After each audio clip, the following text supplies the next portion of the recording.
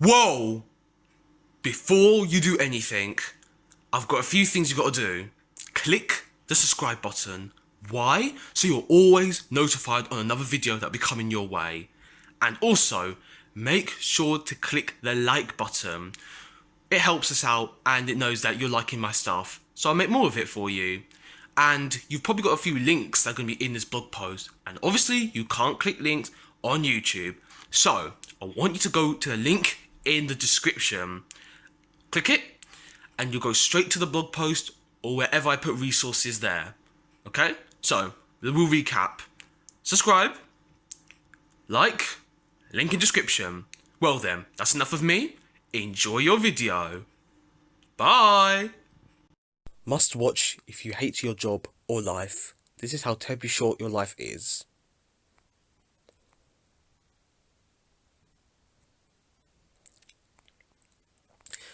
Based on the CIA's data, the country with the highest life expectancy is Monaco, with an average of 89.5 years old.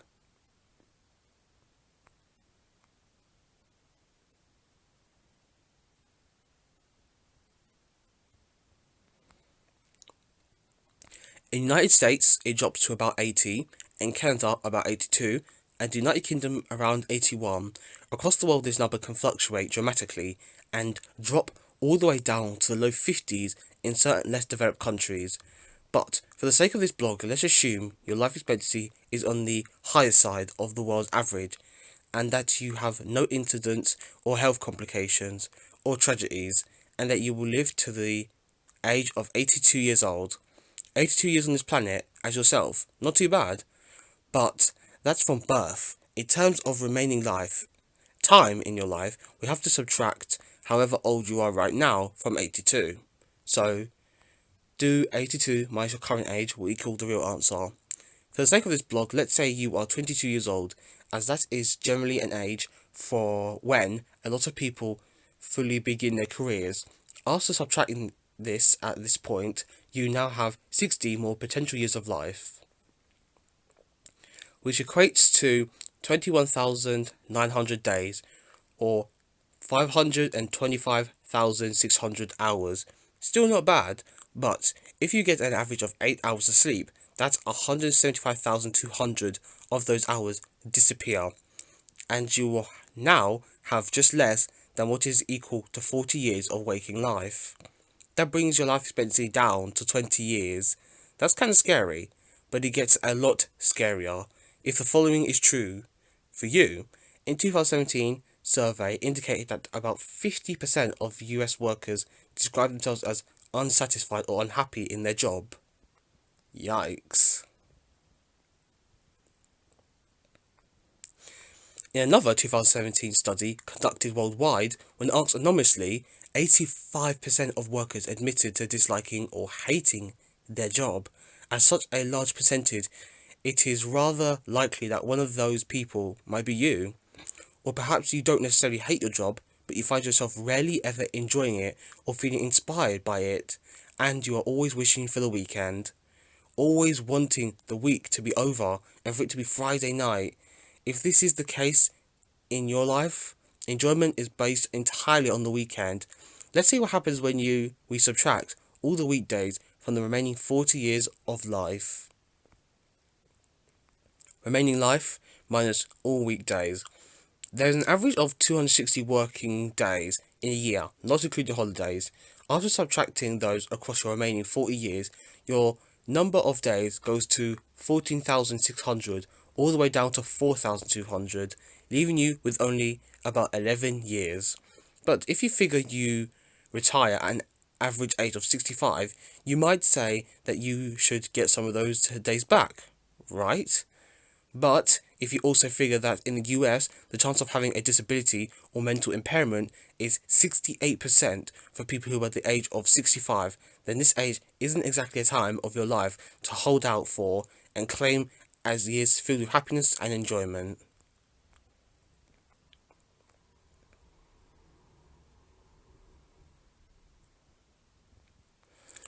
So, in fact, I would argue that in terms of desirable life, we should take at least a portion of those days away.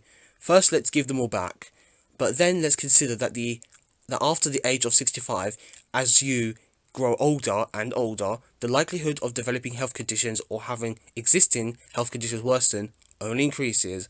So, as a rough generalized average call across all the years after retirement, all the way up until death, let's say a person has somewhere around 2 good, healthy, enjoyable days out of every 7.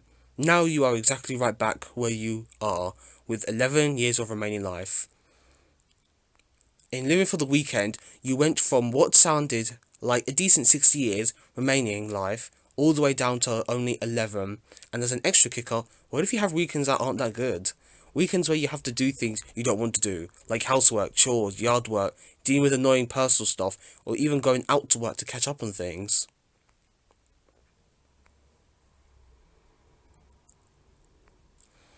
That's at least another year or more off of your remaining life. If you are 22, your waking life expectancy for the life you want to live is now equivalent to around the age of 32, regardless of your age, who you are, what you do, or the exact accuracy of these numbers to your life. If you live for the weekends, the point holds true. The idea that anyone would accept to live a life with this amount of it wished away, where such a huge quantity of time spent not wanting that time to happen, where such a large small percentage is spent enjoying it and living in the moment, for anyone that has any sliver of hope and not living like this is borderline insanity to accept. Sure, there are responsibilities you must attend to in life. Sure, there are things we are going to have to do that we don't always want to do. Sure, every day of our job and career can't always be fun, or how we wanted it to be. But to work a job, career, or be at a company that you don't enjoy or find fulfillment in, at least the majority of the time, man, you're essentially signing away most of your life.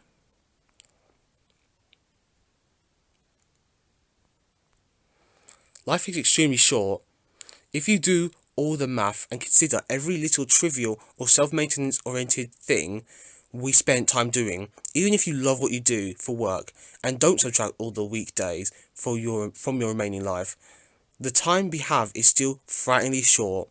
So it truly is so important that we do not give that away, that we are careful and conscious of what we exchange it for, that we do not let outside pressures from family, friends, or society convince us to just give it away blindly and choose jobs, careers, companies, or lifestyles that we don't personally enjoy and resonate with, that we don't become easily distracted or persuaded by short-term glitz and glamour that we know we don't really need. And that we try our best to avoid accepting anything less or making big mistakes that force us to have to. If you feel like you're constantly wishing for the weekend, only for it to come and then in the blink of an eye it ends and you're back at the same starting point on Monday, waiting for the weekend all over again. If you feel like you're anywhere close to living a life where you dislike almost every day of what you do, throwing each day into the trash of wasted time, perhaps you should spend some of your time trying to figure out how to make sure you don't waste any more of it. Now, I know what you were about to say. Maybe you have read a ton of these type of blog posts or watched a load of these types of videos, wishing and feeling motivated to make a difference. But having to crash down to earth knowing that you don't know how, maybe you're even looking at this post at your hated job. Yeah, I know some of you guys. But did you know that most people think that it's impossible for them to quit their hated job and have the dream life they have always wanted? In fact, that's probably what you're thinking right now, isn't it?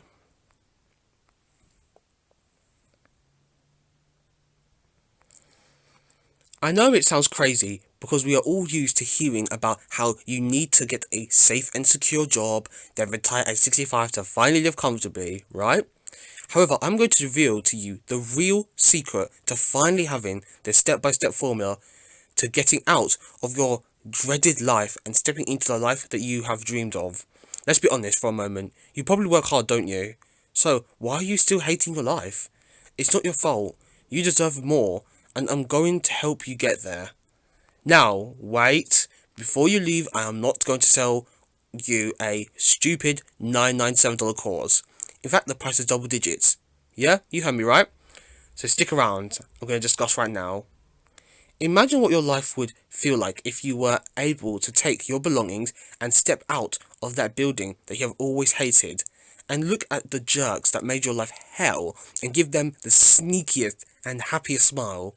Also, have your other work colleagues turn around from their desk and give you the secret look of, wait, are you actually leaving? And you give them a sneaky smirk that says 1,000 words of, yes, I am, and I'm never coming back.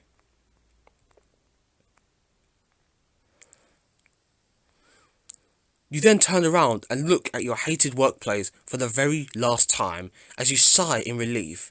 Maybe you even cry a little. It's okay to let the emotions out. You deserve it.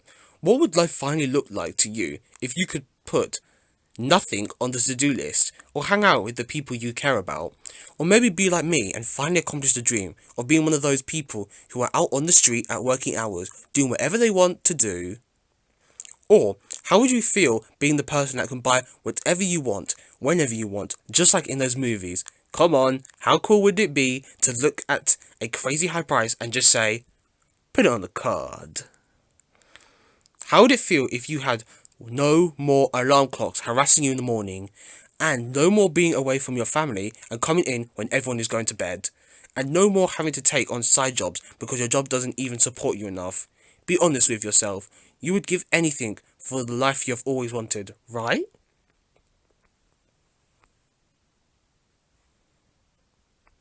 But you must get something through your head first, and that is this takes work.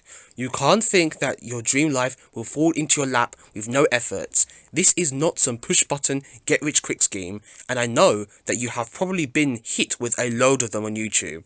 However, the key is here and the choice is yours. I'm not going to shove this down your throat. I only want action takers that are willing to invest a bit of money to make the desired dream of themselves and their loved ones a reality. If you aren't that kind of person, then go away. You're not a good fit. However, if you really are one of those rare type of people that are willing to grab your life by the horns so you can be the provider for you and your loved ones, and finally do what you want when you want as much as you want, then click the link here. Let's start building a system that will wake you up from this nightmare. Yes, Adventago, I'm ready to have real financial independence and abundance in my life. Thank you for reading this blog. If you found any value in this, please share this with someone that needs this message. Who knows, you might just be the savior they were looking for. Let me know your thoughts in the comments below. Yes, I read and reply to every single one. Take care, and remember, greatness is within. From Adventago. Bye everybody. Remember, link in description.